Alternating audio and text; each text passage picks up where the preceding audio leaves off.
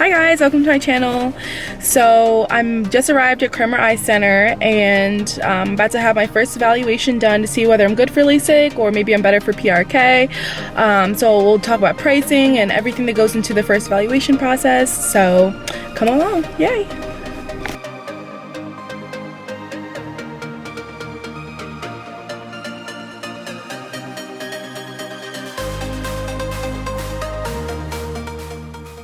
So basically, right before any of this happened, I had my prescription checked, I looked into the machine, there was a little picture, it went blurry, then it came back to clear again, then checked it against my glasses prescription, and then I quickly went to this room. Got your right one there. You just check your ID number.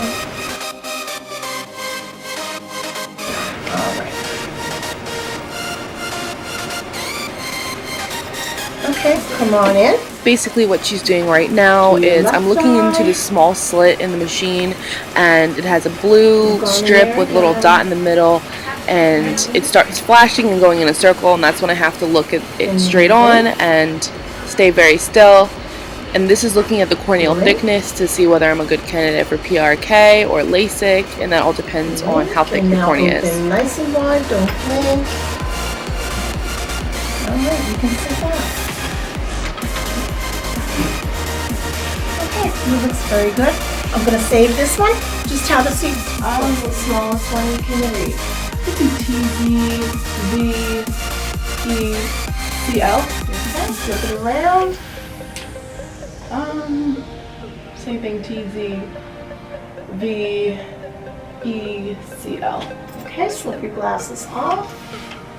Cover up. This is just a basic eye test that you would get at your eye doctor, but as you can tell, once I take my glasses off, I can barely see anything. Okay. I see an E, if that helps. Like, cover up very the blurry. other side.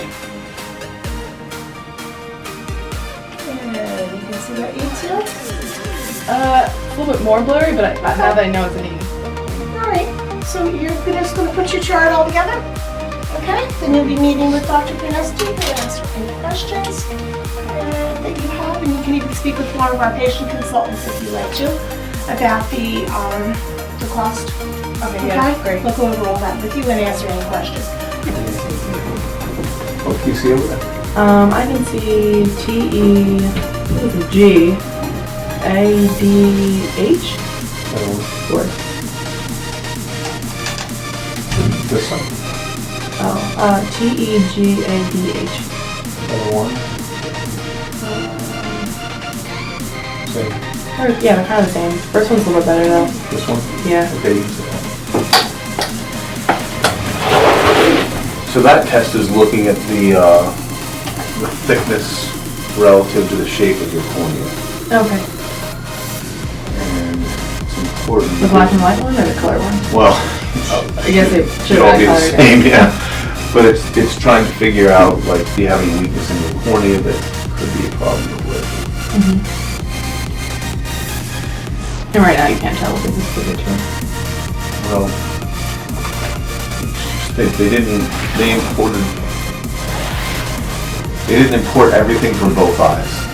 Or they imported the right eye twice, and I see why they re-imported the right eye because this was wrong. But then when they tried to do it again, it didn't come through. Probably they just did the left eye twice. But anyway, make sure that looks okay.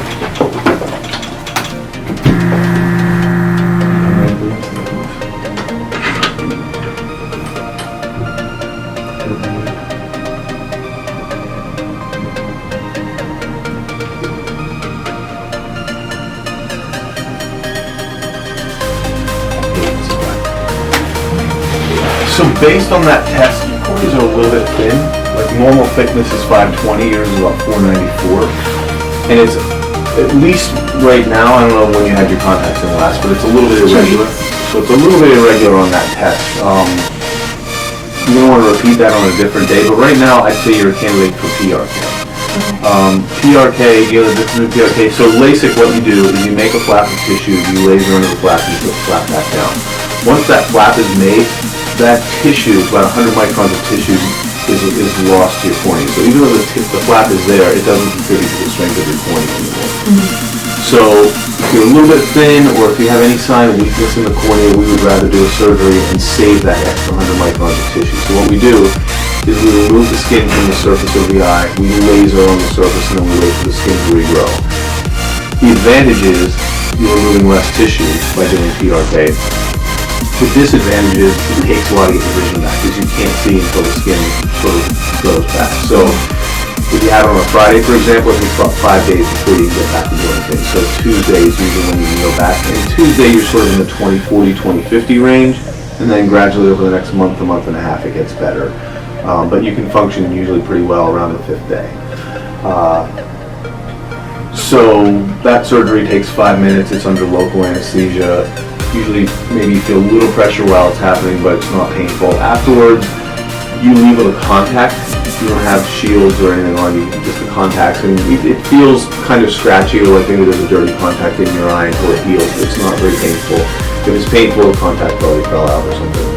So side effects, glare, seeing a ghost image, not seeing perfectly clearly. Everybody has those side effects, especially until it heals. 1% chance they can be permanent, 10% chance I've got to go back and add additional surgery, because as you heal, your body tries to put back what I've taken away, so I'll go back and touch it up next to how to do the rest of the surgery. If you come back and we repeat this test and it looks better, you may be a candidate for Lasik. But right now, I would say PRK is waiting. So I just got back from Kremer Eye Center, and they said that I'm possibly a candidate for PRK because my cornea was a little bit thin, or on the thinner side, that it'd be less invasive and a little bit safer to do the PRK. And they were going to call me later, I guess, sometime next week to see if it's still a go for next Friday. So it's just, we'll see what happens. There's nothing really you can do about it. There's a possibility I can get neither of them done if the other surgeon doesn't agree. So we'll just have to wait and see.